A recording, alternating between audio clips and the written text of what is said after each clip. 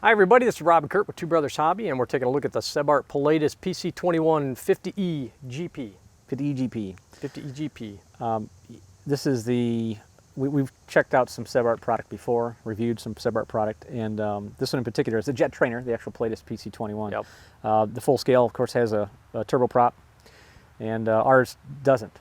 No, just pretends to to keep it clear. It's not Yeah, running a little tiny turbine in there. No. But they do, they put a lot of the cool little effects on there. Yeah, they do. It's a beautiful scale representation of a Pilatus aircraft.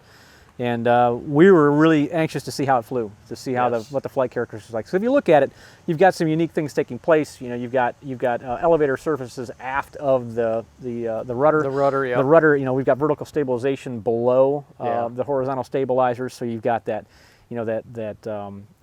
Pattern type airfoil in the back or airframe concept in the back. So, but visually a bulbous body. So we were just very curious to see what it flew like. And the wingspan itself, I mean, true to the full scale, it's very short based on the. I mean, you've got a fuse that's, I think, as long, if not a little longer than the wingspan. Yeah, the length's a little greater than the wingspan. Exactly. And in fact, let's go ahead and jump into the specs real quick. All right. The Sebart Pilatus PC21 has a 60-inch wingspan. The wing area is 713 square inches. Overall length is 65 inches.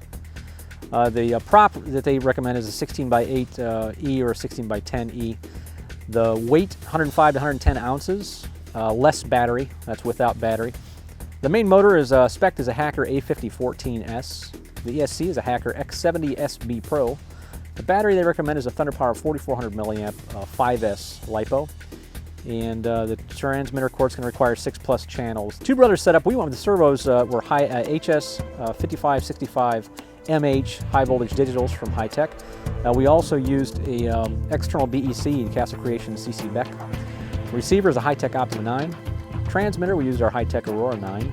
And the battery that we actually flew with, and we'll talk about this at length, it was a Thunder Power TP3850 6S PF70. So, in fact, this is spec for 5S. This is a classic example where you can move to 6S, and we'll talk about that more in the review portion. But Rob, you did the assembly on the Pilatus.